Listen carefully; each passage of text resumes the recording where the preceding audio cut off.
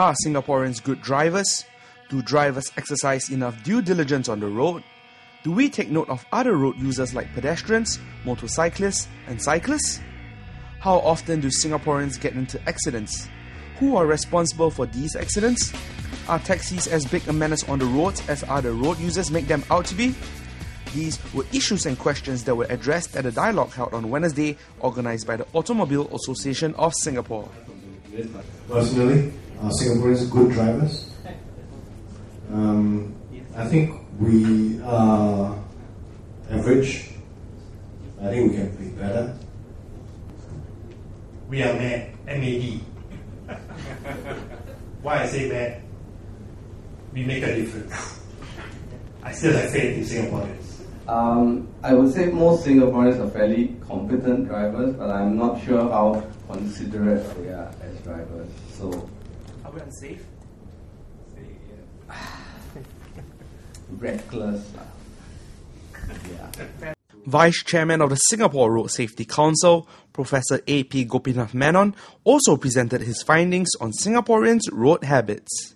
I think our drivers, like pedestrians, they do give it to pedestrians. There's no doubt about it. And I think this is one of the good things.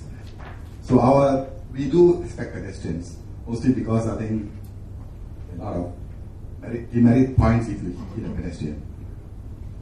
Secondly, this is something we all do very well, I think. We go to roundabout circles, I think we do obey the give way to right road. These were the two good habits as highlighted by the professor. On a more sobering note, he pointed out 8 bad habits and 4 extremely bad habits of Singaporean drivers.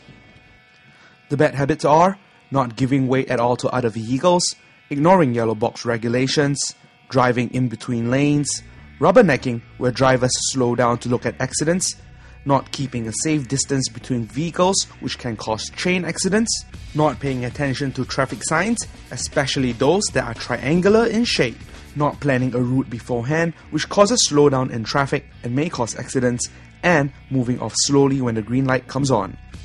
The worst driving habits of Singaporean drivers include beating red lights.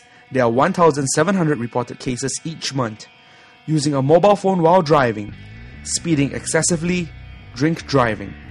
Total tally, 2 good habits, 12 bad habits. Christopher Tan of the Straits Times in his presentation quoted that the increased number of foreigners in Singapore could be a cause of the increasing number of accidents on the road.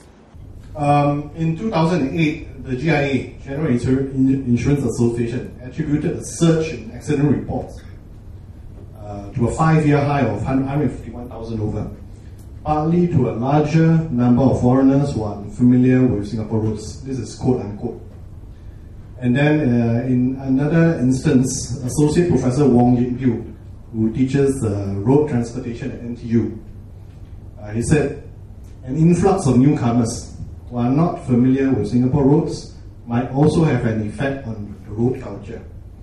Okay, but having said all that, I think there's still the accountable. The majority has to be accountable. It means majority being the locals. Taxis have always had the reputation of being a menace on the road. These are some figures that were quoted in the presentation. Taxi factor is also contributing to the accident rates. The taxi population only makes up 3% of our entire vehicle population, but they account for 14% of all accidents. From 2007 to 2009, there were about 22,000 accidents each year involving accidents, average of 60 a day. There were 3.8 road deaths per 100,000 of the population in 2010. This is less than 4.7 over 100,000 in 2001. Check our other clip to find out if other road users agree with the findings.